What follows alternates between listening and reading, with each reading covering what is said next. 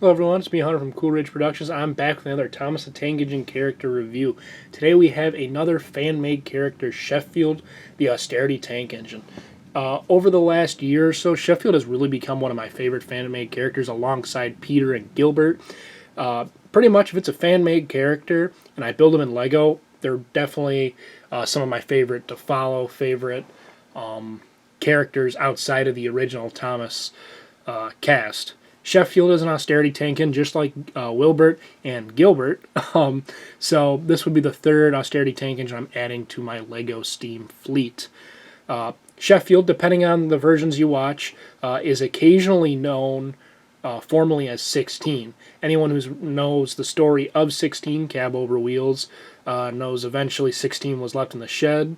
And in some fan-made series, Sheffield is 16 reformed, and in other series he's his own original character not related to 16, but he's got a gruff attitude. And one of my favorite stories is that I saw him in. Sorry, I'm trying to put this together in my head. I had this totally planned out word wise differently, and I'm not hitting it on the mark. But so someone made a holiday or a Christmas special. I believe it was NWR 19, I want to say 91, and I apologize if I botched that. But the story is called A Christmas Wish, and it's about a boy who, over in Europe, they have something very similar to the Make-A-Wish Foundation. I apologize, I forgot the name. But in the episode, a child, with the help of that program, gets to become an engine driver for the day. And Sheffield's chosen as the engine. As you can imagine, at the beginning of the episode, he's a little gruff, nonchalant, I don't get Christmas, it's just a waste of time, people are just that. And then throughout the day, spending the day with the child, Sheffield, his mood changes, and he feels bad for the child, and he really comes to understand what Christmas is all about. So after watching that episode, I was like, boom, I gotta make Sheffield. So here's Sheffield. Again, he's austerity tank engine like Wilbert and Gilbert. So if you've seen those reviews by me or those videos by me, it's the exact same build. The only challenge was olive green. He's like a darker green in the, as you see him in his model on the platforms the fan stories are using. Again, I don't know why I can't say what I want to say, but I just completely stumbled over that. Anyway, so he's like this dark green. He's not like dark green, like the BR green, and he's not the green like Henry and Percy. He's this really nice middle green, and for Lego, I didn't want to use the earth green, and I didn't want to use the Henry, or the General Bright, or I don't know if it's bright or just Lego green, I guess you can say. So I decided to go with the olive green because I felt it was the closest to his livery that we see him in. With that poses a lot of challenges. Olive green being a relatively new part, not brand new, it's been out for several years now, but it still's got a very limited part range. So luckily it had the bow pieces I need. I was able to get a bunch of 1x2s. The entire cab is built using 1x2s and a couple 1x1s.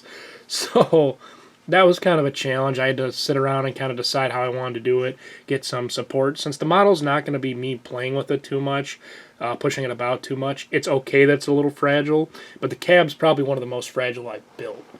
Now, again, I used olive green, so the biggest challenge was the dome. There were very few round pieces made in this. Luckily, there's a tile, and I actually took it from the latest clone turbo tank. Had a little ATRT walker. I took that off one of the dishes or the circles, whatever you want to call it, and I used it up top here.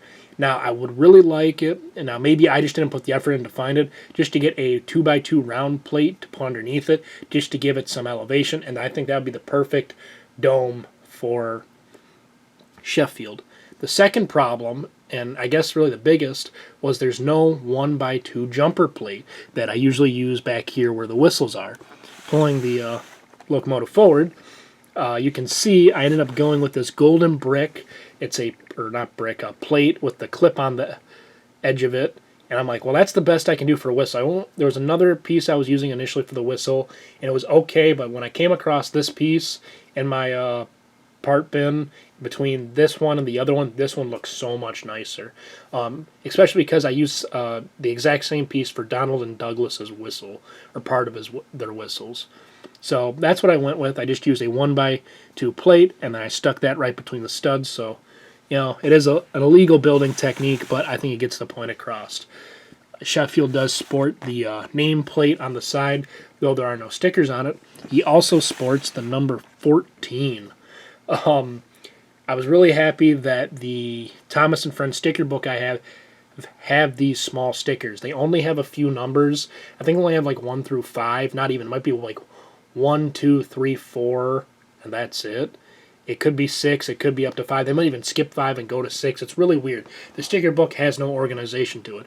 But they had 1 and 4, and that's what I needed. So I have a 14 on one side and a 14 on the other. I will say, every time I put on these stickers, especially because they're individual numbers, I had the awful feeling that I'm going to mix it up or put it backwards, so one side will say 41, one side will say 14. It's one of those funny little things you're just worried about, even though it never happens.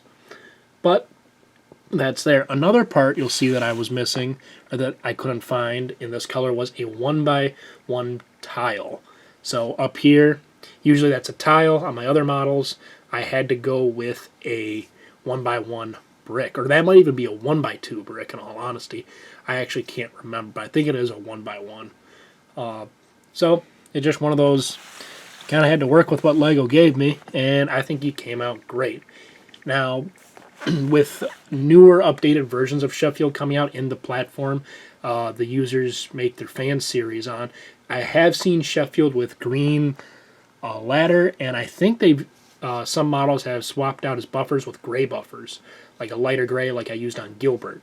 I've decided to go with the original, or the look of the original version I saw, where the boiler and the cab, I don't know why, but the cab and the bunker, those are all in that green color, and the chassis, the running board, all that, the stairs, the ladders, they are all black, and I really like it. I think it looks the best. I like it when everything's black from here down, just because it makes building where the wheels are a lot better. Since it's so dark, you can't really see in there. I mean, in all honesty, you really can't probably see the individual, like the detail on the wheels, which is nice, or it's nice to see in person. It stinks that they may not come up in the camera. Last thing I want to talk about is his face. He is one of the few characters I have sporting kind of a grumpy face. If you remember Bulstrode, this is pretty much a round-faced Bulstrode. I think the nose is different, but otherwise I use those narrowed eyes and the little kind of claw piece in the frown position. So that is Sheffield. He's a little gruff kind of character, rough character, and I think a frown with kind of narrowing eyes gives off that kind of grumpy, irritated, stern look. At least as far as you can do with Lego parts and the limited space I'm at. And of course, he's got a lamp. I know with Peter, when I built Peter, I took liberty. I think I put 2 lamps on him. Sheffield, I only stuck with the 1, and I think he looks great with just the 1 lamp. Otherwise, though, that is it for Sheffield.